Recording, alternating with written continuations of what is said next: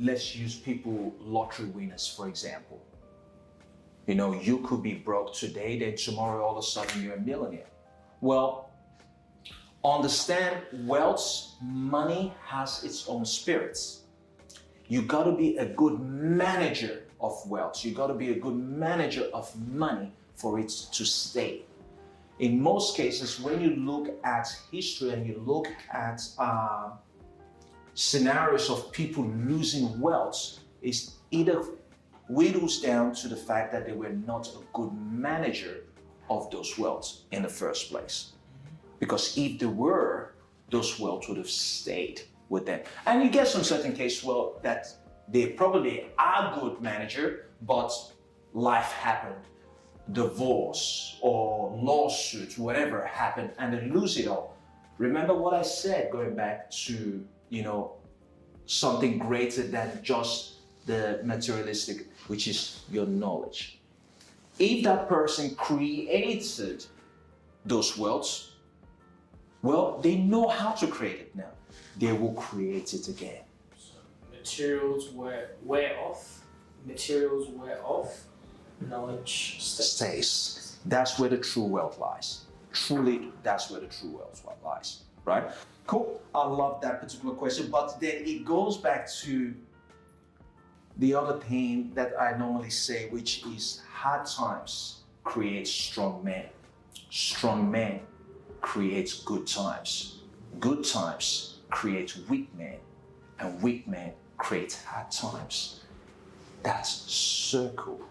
And the only way you can break that chain, where my great grandfather had to walk thousands of miles to get to the farm to bring food back to the family, then my great grandfather had a push bike that he was able to load the food to bring to the family. Then my father had a car, but he started off with a motorbike, then he upgraded to a car to go out to go work and bring food to the family.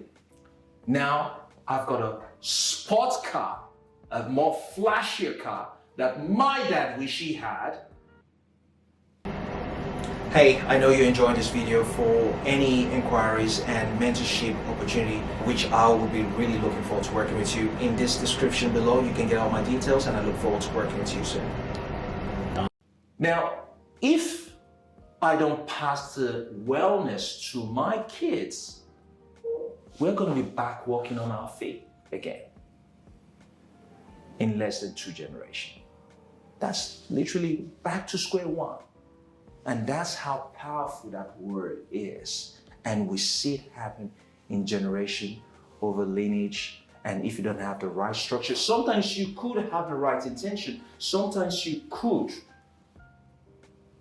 have the right process. Sometimes you could have the right knowledge passed down to the generation, but then you lack something, which is structure, which is protection, that protects them from the decisions that they could potentially make in the future, right? Importance of generational wealth. We've talked briefly about this, but let's go into it a little in more details. Financial security, creating strong foundation and safety nets in real estate, ensuring long-term security and stability for families aiming to build wealth and protecting their legacy. Importance of growth, facilitating opportunities, education, entrepreneurship, and real estate investments. Wealth preservation,